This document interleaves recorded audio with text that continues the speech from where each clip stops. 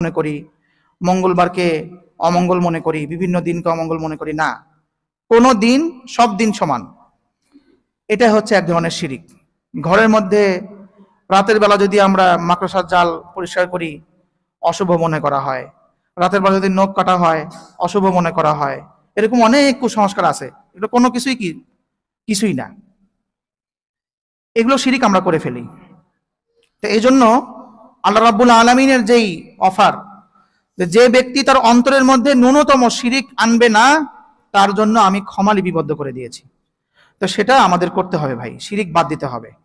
এখন আমাদের ধর্মনিরপেক্ষতার নামে সবচেয়ে বড় শিরিক যেটা, জনগণের ইচ্ছাই বড় ইচ্ছা। জনগণ যেটা ইচ্ছা করবে সেটাই।